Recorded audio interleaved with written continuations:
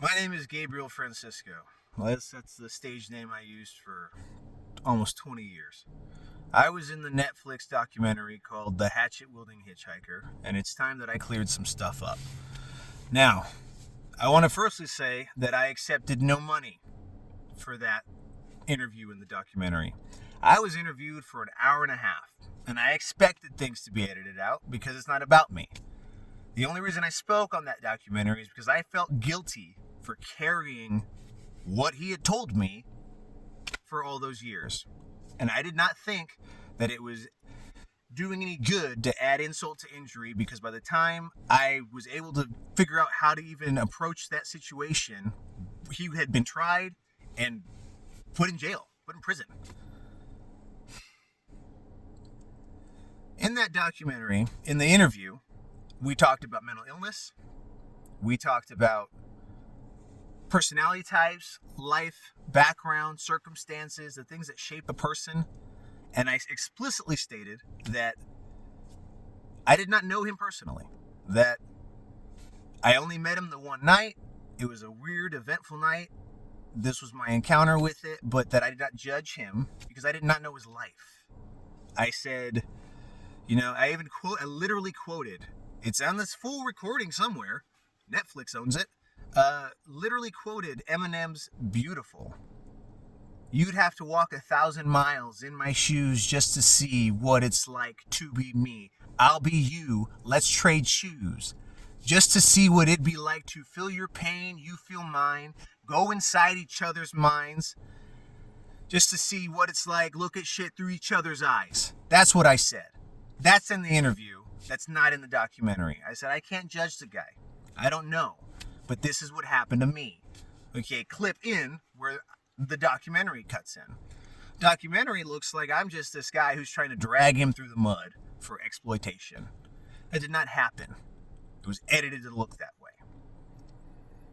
I understand why Kai was angry when he saw my portion of that interview, of that documentary, right? But there was no nefarious intention on my part. Which one's right hand? Right hand to God. Ridiculous. But it came out, and it's what it was. Shortly after, Kai decided he wanted to sue me. Okay. Then I thought, all right, well, it's on now. I got mad. I'm trying not to be mad right now because,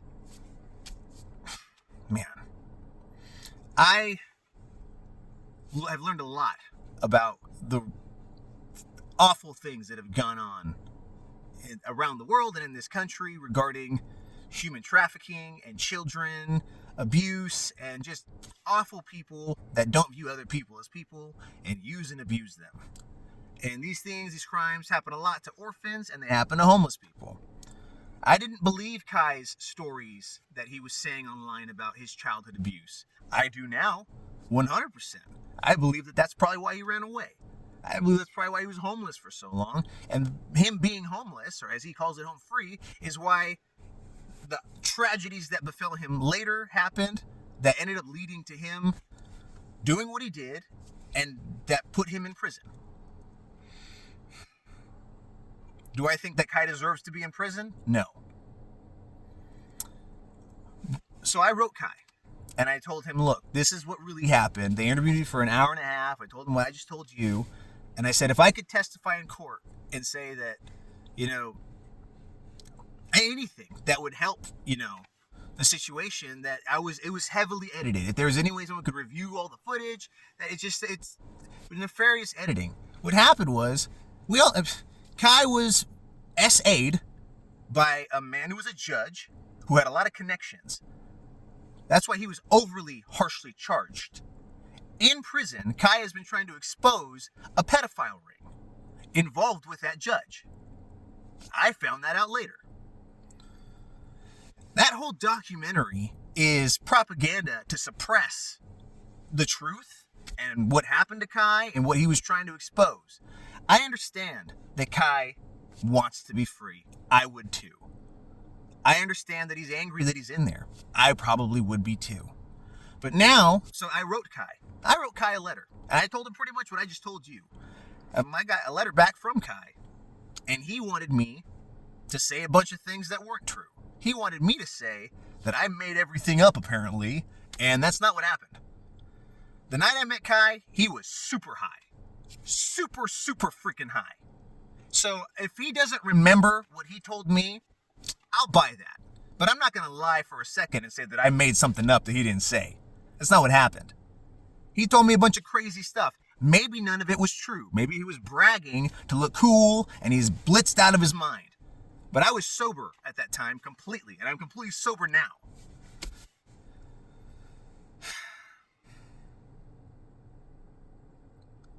I literally just came back from feeding a homeless dude and sitting down and eating with him. I stopped a freaking robbery yesterday in a liquor store. That's who I am. I'm not a perfect man. I've made a million mistakes in my life, but I'm doing everything that I can to be the best man that I can be today.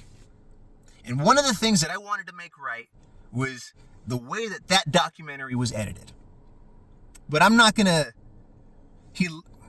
Kai sent me a letter, and I was thinking, we can make some peace. And I still want to make peace.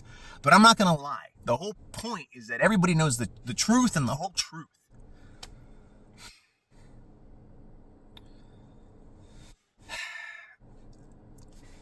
Kai is under the impression that I made up a story to exploit him to make my band famous. And he thinks that I am upset about him suing me and I want the lawsuit dropped. I don't care. That lawsuit's going nowhere. They want to keep him suppressed. That's the truth. That lawsuit is pretty much already dropped.